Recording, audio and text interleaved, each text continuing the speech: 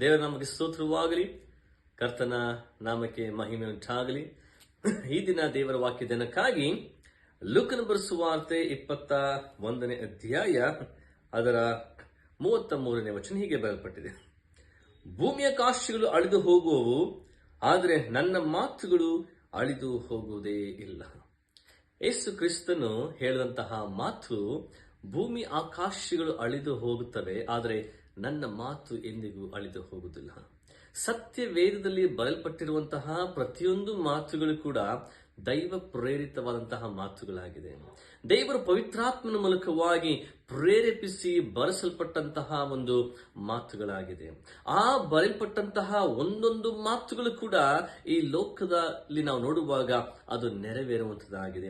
ಅನೇಕ ಸ್ಥಿತಿಗತಿಗಳನ್ನು ನೋಡುವಾಗ, ಎಲ್ಲವೂ ಕೂಡ ಮಾರ್ಪಡುವಂತಹ ಈ ಒಂದು ಘಟನೆಗಳನ್ನು ನೋಡುವಾಗ ದೇವರು ಹೇಳಿರುವಂತಹ ಪ್ರತಿಯೊಂದು ಮಾತುಗಳು ಕೂಡ ಇವತ್ತು ನೆರವೇರುತ್ತಾ ಇದೆ. ಕೇವಲ ಲೋಕದಲ್ಲಿ ಮಾತ್ರವಲ್ಲ, ದೇವರು ತಾನು ಆರಿಸಿಕೊಂಡಂತಹ, ಸೃಷ್ಟಿಸಿದಂತಹ ಮನುಷ್ಯನ ಜೀವಿತದಲ್ಲಿ ದೇವರು ಕೊಟ್ಟಂತಹ ಮಾತನ್ನ ದೇವರು ನೆರವೇರಿಸುವನಾಗಿದ್ದಾನೆ. ಉದಾಹರಣೆಗೆ ಅಬ್ರಹಾಮನ ಜೀವಿತವನ್ನು ನೋಡುವಾಗ ದೇವರು ಅಬ್ರಹಾಮನನ್ನು ಆರಿಸಿದನು, ಆತನನ್ನು ಕರೆದನು. ದೇವರು ಅಬ್ರಹಾಮನಿಗೆ ವಾಗ್ದಾನಗಳನ್ನು ಕೊಟ್ಟನು.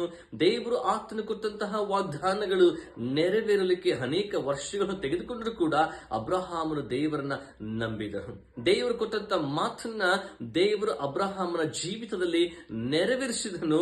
ಇವತ್ತಿಗೂ ಕೂಡ ನೆರವೇರಿಸುತ್ತಾ ಇದ್ದಾನೆಂಬುದನ್ನು ನಾವು ಗಮನಿಸುವಂತಾಗಿದೆ. ಪ್ರಿಯರೇ, ಎಲ್ಲವೂ ಕೂಡ ಅಳಿದು ಹೋದರೂ ಕೂಡ, ಈ ಲೋಕದಲ್ಲಿರುವಂಥದ್ದು ಎಲ್ಲವೂ ಕೂಡ ನಾಶವಾದರೂ ಕೂಡ ದೇವರ ಮಾತು ಅದು ನೆರವೇರುವಂಥದ್ದಾಗಿದೆ. ಯಾಕೆಂದರೆ ದೇವರು ಮನುಷ್ಯನ ಹಾಗೆ ಮಾತನಾಡುವಂಥವನಲ್ಲ, ಮನುಷ್ಯನ ಹಾಗೆ ಎರಡು ಮಾತಿನವನಲ್ಲ, ಎರಡು ಮಾತುಗಳನ್ನು ಹೇಳುವಂಥವನಲ್ಲ, ಅಥವಾ ಎರಡು ಸ್ವಭಾವವುಳ್ಳಂಥವನಲ್ಲ. ದೇವರು ಎರಡು ನಿರ್ಧಾರ, ಎರಡು ಮನಸ್ಸುಳ್ಳವನಲ್ಲ.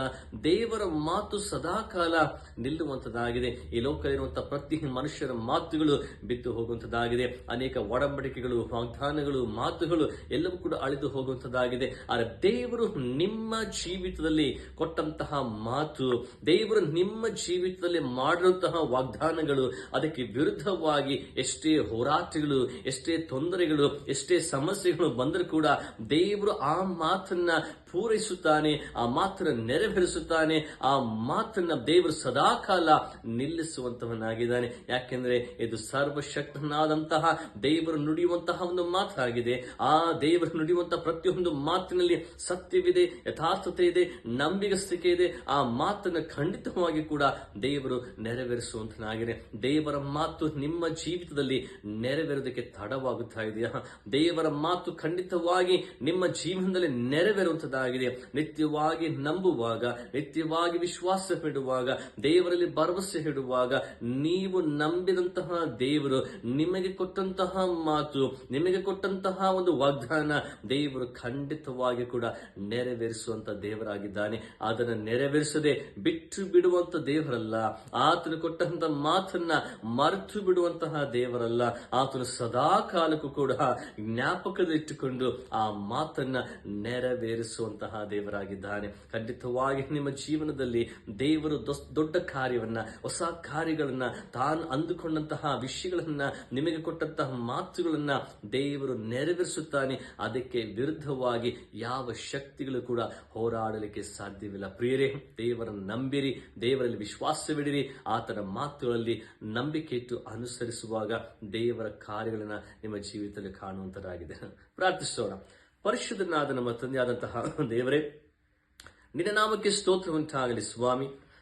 ನಿನ್ನ ವಾಕ್ಯವನ್ನು ಕೇಳಿರುವಂತಹ ಪ್ರತಿ ನಿನ್ನ ಮಕ್ಕಳಿಗಾಗಿ ಸ್ತೋತ್ರಗಳನ್ನು ಸಲ್ಲಿಸುವಂತನಾಗಿದೆ. ಹೌದು ಸ್ವಾಮಿ, ಭೂಮಿ ಆಕಾಶಗಳು ಎಲ್ಲವೂ ಕೂಡ ಅಳಿದು ಹೋದ್ರು ಸ್ವಾಮಿ, ನಿನ್ನ ಮಾತು ಸದಾಕಾಲ ನಿಲ್ಲುವಂತದ್ದಾಗಿದೆ. ನಿನ್ನ ಮಾತು ನೆರವೇರಲಿದೆ. ಅದಕ್ಕಾಗಿ ನಿನಗೆ ಸ್ತೋತ್ರ ಮಾಡುತ್ತೇನೆ ಕರ್ತನೆಪ್ಪ. ನಿನ್ನ ಮಾತಿನ ನೆರವೇರಿಕೆಗಾಗಿ ಕಾಯುತ್ತಿರುವಂತಹ ಅನೇಕ ಕುಟುಂಬಗಳು, ಜೀವಿತಗಳನ್ನ ನೀನು ಬಲಪಡಿಸು, ಆಧರಿಸು ಸ್ವಾಮಿ. ಅವರಿಗಿರುವಂತಹ ಅಡೆತಡೆಗಳನ್ನು ತೆಗೆದು ಹಾಕಿ ನಿನ್ನ ಮಾತನ್ನ ನೀನು ನೆರವೇರಿಸು, ನಿನ್ನ ವಾಕ್ಯಗಳನ್ನು ನೆರವೇರಿಸು ಸ್ವಾಮಿ. ನೀನು ಹಾಗೆ ಮಾಡೋದಕ್ಕಾಗಿ ನನಗೆ ಸ್ತೋತ್ರ ಮಾಡುತ್ತೇನೆ.